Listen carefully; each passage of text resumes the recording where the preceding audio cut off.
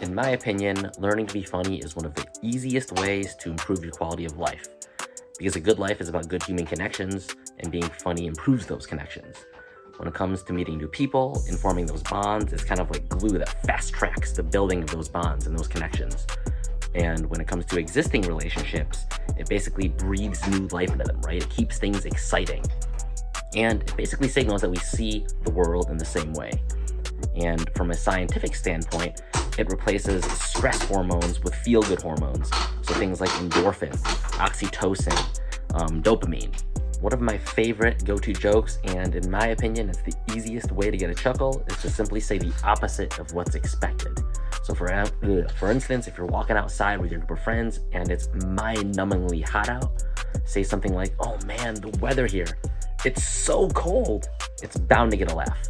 And here are some examples from Jennifer Lawrence using this tactic. In this interview, a young Jennifer Lawrence is asked by Ellen if she's used to getting all of this attention, and of course the audience is expecting her to say, "No, not at all," but she says "totally," and she gets chuckled. Just a really easy way to do it. You're so incredibly talented in everything that you do, and I love this new movie, which we'll talk about. Thank you. And so this has been really just a couple of years for you that this has been this kind of attention, right? Yeah, it hasn't been very long. Yeah, and are you used to it?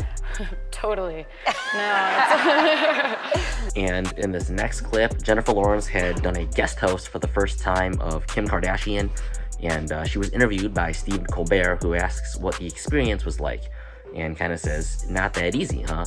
And of course, she says the opposite of what's expected, and as you can see, it's such an easy way to get that big laugh.